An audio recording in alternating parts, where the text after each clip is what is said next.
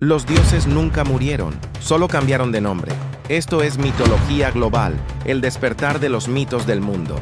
Antes de los faraones, antes del Nilo, antes incluso del amanecer, existía el silencio. No había cielo, ni tierra, ni dioses. Solo un océano infinito de aguas oscuras. El Nun. De esa nada líquida, el mundo aún no había sido imaginado. Pero el silencio estaba a punto de romperse. En el Egipto antiguo, hace más de 5000 años, los sacerdotes de Heliópolis contarían que el universo nació no de la guerra, sino del pensamiento. El primer dios no fue un guerrero, fue una mente que se pensó a sí misma. De las profundidades del Nun surgió Atum, el completo. No nació, se creó a sí mismo. Atum emergió sobre una colina primigenia, la primera tierra sólida que jamás existió. Allí exhaló el aire y escupió la humedad, dando vida a Shu, el dios del aire, y Tefnut, la diosa de la humedad. El aire y el agua se unieron para crear el cielo y la tierra. El caos comenzaba a ordenarse, y así, Egipto definió su verdad más sagrada. Todo nace del pensamiento divino, pero el orden nunca se mantiene solo. Mientras Shu y Tefnut exploraban la vasta oscuridad, se perdieron en el Nun. Atum lloró su ausencia, y de sus lágrimas nacieron los primeros humanos. Así, la humanidad fue creada no de poder, sino de tristeza. Una enseñanza que los egipcios nunca olvidarían. El dolor también engendra vida. Cuando Shu y Tefnut regresaron, el universo ya tenía forma. De su unión nacieron Geb, la tierra, y Nut, el cielo. Ambos se amaban tanto que permanecían abrazados, sin dejar espacio para nada más. Atum, temiendo que el mundo no pudiera crecer, ordenó a Shu separar a los amantes. El cielo lloró su distancia, y de esas lágrimas nacerían los ríos del mundo, entre ellos el Nilo. El universo tenía estructura, el caos había sido contenido, y con él nació el principio más sagrado de todos. Ma'at, el equilibrio, la justicia, la armonía del cosmos. Para los egipcios, Ma'at no era una diosa abstracta, era la ley del todo, el hilo invisible que unía dioses, hombres y estrellas. Cada acción debía mantener su peso justo, o el mundo volvería al caos primordial. De la unión de Geb y Nut nacieron Osiris, Isis, Set y Neftis, el linaje divino que dominaría el mito durante milenios. Pero lo que empezó como una familia celestial pronto se convertiría en el drama más antiguo del mundo, la lucha por el poder, la traición y la resurrección. Aunque el orden había vencido al caos, el Nun nunca desapareció. En cada ocaso, cuando el sol se hundía en el horizonte, los egipcios veían el regreso del océano primordial, el ciclo eterno de nacimiento, muerte y renacimiento. Así comenzó el tiempo, y con él, la historia de los dioses. El universo estaba en equilibrio, por ahora. Pero en el corazón de esa armonía, algo se movía. Un dios envidioso observaba a su hermano Osiris ascender al trono del mundo, y pronto, la sangre de los dioses teñiría la arena del desierto. Durante siglos divinos, Osiris gobernó Egipto con sabiduría y compasión. Bajo su reinado, los hombres aprendieron la agricultura, las leyes y los ritos. El Nilo obedecía a su voluntad y el caos parecía olvidado. A su lado, su esposa y hermana Isis tejía hechizos de protección y amor. El mundo era fértil, el cielo azul. Pero la armonía es el espejo en el que la envidia se ve reflejada. En las sombras, su hermano Set, señor del desierto y las tormentas, observaba con un fuego antiguo en el corazón. El orden lo sofocaba. La justicia lo hería. Y comenzó a planear la caída del dios que todos amaban. Set ideó un plan perfecto. Mandó a construir un cofre de madera y oro tallado con precisión divina. Solo el cuerpo de Osiris encajaría en él. Durante un banquete en honor a los dioses, Seth lo presentó como un regalo. Quien quepa en él, dijo con falsa sonrisa, lo poseerá. Uno a uno, los dioses probaron suerte. Ninguno encajó, hasta que Osiris, entre risas, se tendió dentro. En ese instante, el banquete se volvió funeral. Set selló el cofre con plomo fundido y lo arrojó al Nilo. El río se tragó al dios de la vida. Por primera vez Egipto quedó en silencio. Las aguas no fluyeron, las cosechas murieron. El pueblo lloraba sin saber por qué. El dios que daba vida había desaparecido, y el Nilo se había vuelto un espejo oscuro. La muerte había nacido. Isis, devastada, abandonó el cielo. Cruzó desiertos, templos y montañas buscando el cuerpo de su amado. Los vientos repetían su llanto. Su poder era tan grande que donde caían sus lágrimas, las flores brotaban en la arena. Finalmente, en las costas de Biblos, encontró el cofre escondido en un tronco convertido en pilar de palacio. El cuerpo fue devuelto, pero el equilibrio aún no. Cuando Seth descubrió que Isis había recuperado el cuerpo, su furia fue indescriptible. Despedazó el cuerpo de Osiris en 14 fragmentos y los esparció por todo Egipto. Cada pedazo cayó en un lugar distinto, un río, una colina, una ciudad. Así nacieron los gnomos, las regiones sagradas de Egipto. Seth creía que al desmembrarlo, el orden desaparecería para siempre. Pero el amor de Isis aún tenía una última palabra. Isis reunió cada fragmento, uno por uno. Con ayuda de su hermana Neftis y su magia ancestral, recompuso el cuerpo de Osiris. El dios del aire, Shu, le concedió un solo aliento de vida. Y en un instante, el dios muerto abrió los ojos. No regresó al mundo de los vivos, sino que descendió al Duat, el reino subterráneo. Desde allí gobernaría los misterios de la muerte y la justicia eterna. Osiris ya no era rey del mundo, era el señor del más allá. Desde ese día, los egipcios comprendieron que morir no era el final. Cada tumba sería un templo, cada cuerpo, un mapa hacia la eternidad. La muerte se transformó en el camino de regreso a Osiris, y el Nilo volvió a fluir. El mundo volvió a tener orden, pero la herida no sanó. Set, ahora rey de los vivos, gobernaba con ira, y en el vientre de Isis crecía el hijo de Osiris, Horus, el dios halcón, destinado a vengar a su padre. En el silencio posterior a la tragedia, Isis dio a luz al hijo de Osiris, Horus, el halcón dorado. Nació oculto, entre pantanos del delta, bajo la protección de los dioses del cielo y los espíritus del Nilo. Durante años, su madre lo instruyó en los secretos del mundo y el arte de la magia. El niño creció escuchando una historia. Su padre fue traicionado, su trono robado, su muerte injusta. Y en su pecho comenzó a arder un fuego que ningún dios podría apagar. Cuando Horus alcanzó la madurez divina, se presentó ante los 9 dioses de Heliópolis exigiendo justicia. El tribunal del cosmos se reunió. Ra, el dios del sol, escuchó el reclamo. Pero Seth también habló, con voz de trueno.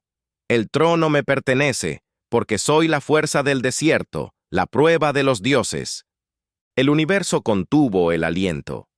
La disputa sería resuelta no por palabras, sino por guerra.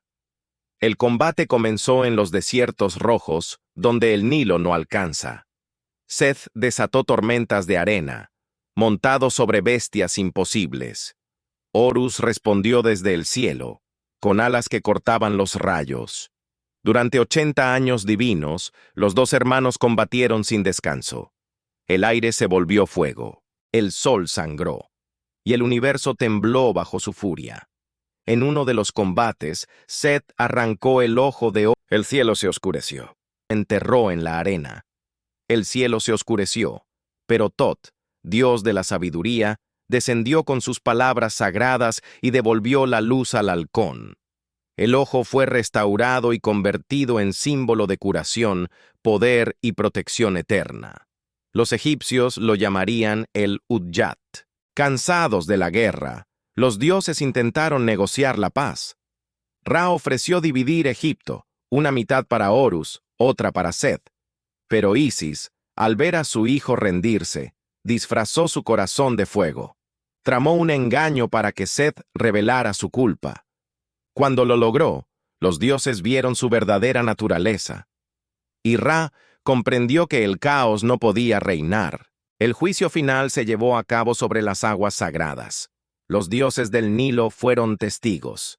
Seth intentó destruir a Horus una última vez, transformándose en un hipopótamo colosal. Pero el halcón descendió con la fuerza de 1000 soles y lo derrotó. El equilibrio había sido restaurado. El hijo había vengado al padre.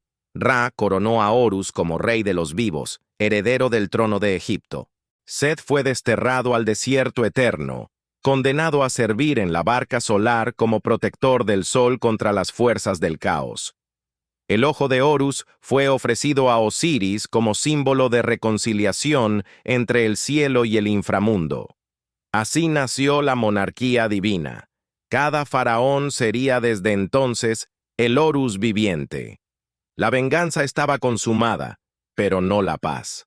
Porque incluso los dioses deben pagar un precio por la guerra, y mientras el halcón ascendía al trono del mundo, Ra, el sol eterno, empezaba a envejecer. El día comenzaba a morir, y el ciclo del tiempo estaba por nacer. Ra, el dios del sol, había brillado durante milenios. Cada amanecer era un triunfo sobre la oscuridad, cada ocaso, un recordatorio de su fragilidad. Pero los dioses también envejecen, y cuando su luz comenzó a debilitarse, las sombras del Duat, el inframundo, se extendieron sobre la tierra. Los hombres olvidaron rezar, los templos se llenaron de polvo. Ra sintió por primera vez el peso del tiempo, algo que ningún dios había conocido.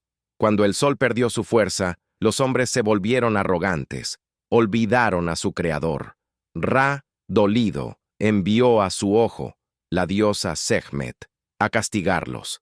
Ella descendió como una leona de fuego y devoró aldeas enteras. El Nilo se tiñó de rojo.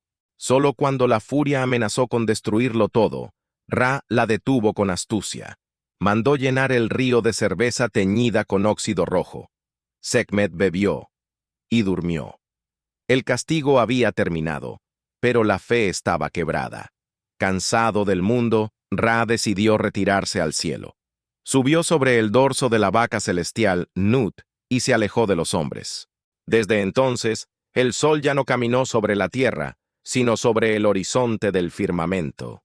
Y el universo quedó dividido, el día para los vivos, la noche para los muertos. Pero Ra no descansaba. Cada noche, abordaba su barca solar y emprendía un viaje secreto a través del Duat, el reino subterráneo. Su misión: atravesar 12 puertas, 12 horas de oscuridad y renacer al amanecer. Cada puerta era un desafío, cada sombra, un eco del caos original. Este ciclo eterno dio forma al tiempo mismo. El día y la noche no eran enemigos, eran el latido del cosmos. En lo más profundo del Duat esperaba su enemigo eterno, Apophis, la serpiente del caos. Cada noche intentaba devorar la barca solar y devolver al universo al Nun, la oscuridad del principio. Ra luchaba con fuego, acompañado por dioses guardianes como Set. Sí, el mismo que había sido condenado, ahora redimido como protector del orden. El destino de la luz pendía de una batalla que se repetía eternamente. Tras vencer a Apophis, Ra llegaba a la 12ª puerta, donde esperaba el misterio final. Allí, el cuerpo del dios se fundía con el de Osiris, señor del inframundo. La muerte y la vida se abrazaban, creando el amanecer.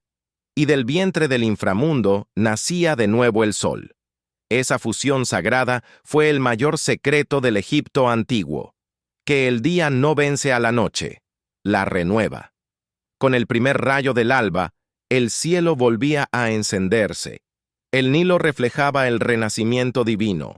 Los sacerdotes, al ver el amanecer, sabían que Ra había triunfado una vez más sobre la oscuridad.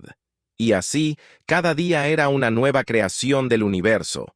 El ciclo parecía eterno, pero incluso los dioses están sujetos al tiempo que ellos mismos crearon. Pronto, nuevas dinastías de deidades surgirían, y Egipto, dividido por ciudades y templos, comenzaría una guerra silenciosa. Una guerra por la verdad del universo. Para los egipcios, morir no era el final, sino una travesía peligrosa. A través de túneles, ríos de fuego y guardianes divinos, el alma debía llegar ante Osiris, el señor del más allá. Pero nada se dejaba al azar. Los sacerdotes habían creado un manual sagrado, el Libro de los Muertos, una guía espiritual escrita en papiro para que el alma recordara cada palabra, cada contraseña sagrada ante los dioses. El alma llega ante el tribunal divino. 42 jueces celestiales observan inmóviles, mientras Anubis, el dios con cabeza de chacal, guía al difunto hasta la balanza del juicio. De un lado, el corazón. Del otro, la pluma de Maat, la diosa del orden y la verdad. Si el corazón pesa más que la pluma, la bestia Amit, mitad cocodrilo, león e hipopótamo, devorará el alma para siempre. Si es más liviano, Horus lo lleva ante Osiris, donde la vida eterna le espera en los campos de Yaru, el paraíso egipcio. Los egipcios creían que el corazón era el centro de la conciencia, la memoria y las emociones, no el cerebro. Por eso, durante la momificación, lo dejaban intacto en el pecho del difunto. Mientras tanto, el cerebro era extraído y desechado. Para ellos, el juicio divino no dependía de pensamientos, sino de actos. Cada mentira, cada traición, cada acto de justicia quedaba grabado en las fibras del corazón, que hablaría por sí mismo ante los dioses. Antes de enfrentar la balanza, el alma debía recitar las confesiones negativas. 42 frases en las que afirmaba no haber cometido pecados. No he robado. No he matado. No he mentido. Cada declaración era un intento de demostrar pureza ante los jueces de Osiris. Pero no bastaba con decirlas. Si el corazón las desmentía, la condena era inmediata. El Libro de los Muertos instruía palabra por palabra cómo recitar, cómo mirar a los dioses, cómo vencer al miedo. Era el código para la inmortalidad. El peor castigo para un egipcio no era la muerte, sino el olvido. Si su nombre desaparecía, su alma quedaba condenada a vagar eternamente. Por eso, los faraones llenaban templos y estelas con sus nombres, asegurando su recuerdo por milenios. El alma solo existía mientras alguien la recordara, y esa creencia moldeó todo su arte, su arquitectura y su obsesión por la eternidad. Osiris observa en silencio. Anubis ajusta la balanza. Tot, el escriba divino, registra el resultado en su tablilla de luz. El corazón flota, más liviano que la pluma. El alma es libre. Pero para los egipcios, este no era solo el destino de los muertos, sino el reflejo del orden universal. Maat no solo juzgaba a almas, era el equilibrio que mantenía unido al cosmos. Cada amanecer, cada crecida del Nilo, era una reafirmación del orden divino. Miles de años después, arqueólogos descubrirían los papiros del Libro de los Muertos en Tebas y Saqqara. Sus líneas hablaban de algo más que religión. Eran una filosofía sobre la justicia, la verdad y el poder del alma. Para los egipcios, la inmortalidad no se alcanzaba solo construyendo pirámides, sino viviendo con el corazón liviano. Pero, ¿qué ocurre cuando incluso los dioses son juzgados? Hubo un tiempo en que incluso los dioses sangraron. Cuando la traición nació entre los hijos de Ra, el equilibrio del universo se quebró, y el desierto comenzó a devorar el Nilo. Mandó construir un sarcófago perfecto, hecho a la medida del cuerpo de su hermano. Cuando Osiris se acostó en él para probarlo, Seth selló la tapa con plomo fundido y arrojó el cofre al Nilo. El cofre de Osiris flotó durante días, arrastrado por las aguas del Nilo hasta llegar a la costa de Biblos, donde un árbol sagrado creció envolviéndolo en su tronco. Los hombres lo veneraron sin saber que dentro reposaba el cuerpo de un dios. Así, El rey de la vida se convirtió en parte de la tierra, y el mundo comenzó a marchitarse. Isis halló el cuerpo de Osiris, y con la ayuda de Anubis, lo envolvió en lino sagrado, pronunciando palabras que ningún mortal debía oír. Osiris resucitó, pero no como rey de los vivos, sino del más allá. Desde entonces, gobernó el reino de los muertos, mientras Isis se preparaba para traer al mundo al heredero del trono, Horus. Desde su infancia, fue perseguido por Seth, que temía la venganza del heredero. Escondido en los pantanos del delta, Horus creció bajo la protección de su madre, jurando que algún día restauraría el orden perdido. Años después, el enfrentamiento fue inevitable. Seth y Horus lucharon durante 80 años. Cada golpe era una batalla entre el orden y el caos, entre la justicia y la destrucción. Tras una larga disputa, el trono fue devuelto a Horus, el legítimo heredero, y Seth fue condenado a vagar eternamente por el desierto. El orden fue restaurado, pero no sin heridas. El mito de Horus y Seth se convirtió en la metáfora eterna de la lucha interior del ser humano, el equilibrio entre la luz y la oscuridad. El mundo de los dioses se había equilibrado, pero entre los hombres, el tiempo comenzaba a desgastarlo todo. Así nació una idea inmortal, que un solo ser podía unir el cielo y la tierra, la divinidad y la humanidad. Ese ser era el faraón. En las riberas del Nilo, hacia el año 3100 a.C., el Alto y el Bajo Egipto fueron unificados bajo un solo rey, Narmer, el primer faraón. Pero su poder no era solo político, era el reflejo de un mandato celestial. Los egipcios creían que el faraón era el hijo de Ra, la encarnación de Horus en la tierra y el mediador del orden cósmico. Cada palabra suya era ley divina. El faraón no era solo un gobernante, era un dios viviente. Su cuerpo simbolizaba el equilibrio del universo, su respiración, el aliento de Ra, su sangre, el flujo del Nilo. Por eso, cada acto del faraón tenía una dimensión sagrada: levantar un templo, firmar un decreto o mirar hacia el sol. La línea entre lo humano y lo divino se disolvió para siempre.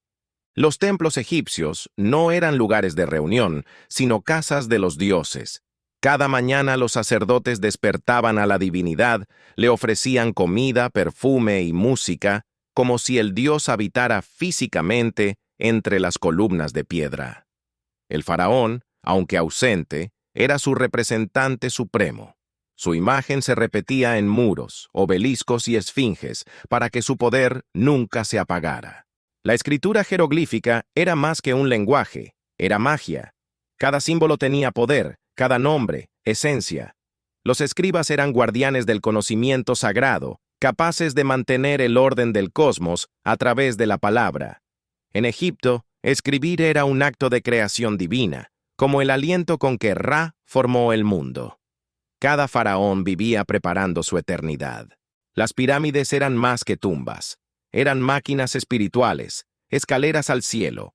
En su interior, túneles alineados con las estrellas de Orión guiaban el alma del faraón hacia los dioses. La muerte era solo una ascensión. Durante el reinado de Keops, se levantó la gran pirámide de Giza, más de 2 millones de bloques, cada uno tallado con precisión divina. Ninguna civilización posterior logró igualar su perfección. Era la prueba material del poder espiritual del faraón, una promesa eterna al cielo. Con el faraón Akenatón, Egipto vivió una revolución sin precedentes. Abandonó a los antiguos dioses y proclamó la adoración exclusiva de Atón, el disco solar. Por primera vez, un dios único brilló sobre todos los demás, pero su reinado duró poco. Los sacerdotes de Amón restauraron el antiguo orden, borrando el nombre de Akenatón de los templos. El sol volvió a dividirse en 1000 formas. Cuando las dinastías cayeron y el tiempo borró los nombres, los egipcios siguieron mirando al cielo. Creían que mientras el Nilo fluyera, los faraones vivirían en el ciclo eterno de Ra. El hombre había aprendido a ser Dios, y el Dios a morir como hombre. En Egipto, El poder nunca desaparecía, solo cambiaba de forma. Pero el tiempo, incluso para los dioses, tiene un precio. El oro comenzó a oxidarse, los templos se agrietaron y la fe se fragmentó. Incluso los dioses más poderosos enfrentan su final. Cuando la eternidad se encuentra con la historia, los templos caen, los faraones mueren y el Nilo se vuelve testigo del olvido. Esta es la última historia de Egipto, la caída de los dioses y el nacimiento de su leyenda eterna. Los colosos de piedra que una vez reflejaron la gloria de los dioses comenzaron a agrietarse. Los templos, antes llenos de ofrendas y música, quedaron silenciosos. El polvo del desierto cubría estatuas de Ra, Osiris, Isis y Horus. El mundo que los dioses habían creado parecía desmoronarse bajo el peso del tiempo. Los faraones, hijos de los dioses, ya no eran invencibles. Con cada invasión extranjera, hicsos, persas y finalmente romanos, el poder político y espiritual se fragmentó. Los templos fueron saqueados, los nombres borrados y los altares olvidados. Egipto se convirtió en un museo vivo, un recuerdo del tiempo en que los hombres tocaron lo divino. Algunos sacerdotes intentaron resistir, manteniendo las ceremonias en secreto, recitando hechizos antiguos y recordando los nombres de los dioses. Pero el mundo había cambiado. El Nilo, aunque aún fértil, ya no era el eje del poder divino. La gente ya no temía ni adoraba como antes. Los dioses se convirtieron en historias, y los hombres aprendieron a vivir sin mirarlos. Aunque los dioses se habían retirado del mundo físico, sus historias no desaparecieron. En cada jeroglífico, en cada papiro, en cada mural, se mantenía la memoria de su poder. Egipto se convirtió en un faro de sabiduría y misterio, un lugar donde la historia y la mitología se entrelazaban para siempre. El Nilo siguió fluyendo, indiferente al destino de los dioses. Sus aguas reflejaban los amaneceres que Ra una vez iluminó y las tormentas que Seth desató. Era un recordatorio de que el tiempo no destruye todo. Preserva la memoria, transforma el poder y perpetúa la leyenda. Los dioses habían caído, pero Egipto y su mito vivirían para siempre. Hoy, arqueólogos y viajeros exploran las ruinas de templos y pirámides, encontrando jeroglíficos que cuentan de guerras divinas, reyes inmortales y secretos del más allá.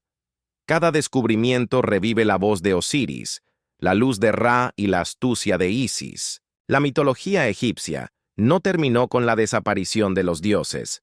Se convirtió en una inspiración eterna, un espejo de la condición humana, la lucha entre orden y caos, vida y muerte, luz y sombra. Egipto ya no era gobernado por dioses ni faraones. El Nilo fluía, los templos dormían y las pirámides vigilaban silenciosas. Pero en cada historia contada, en cada jeroglífico descifrado, los dioses permanecen. Ra sigue viajando por el Duat, Osiris sigue juzgando corazones, y Horus vigila desde el cielo. La mitología egipcia nunca murió, solo se transformó en leyenda eterna.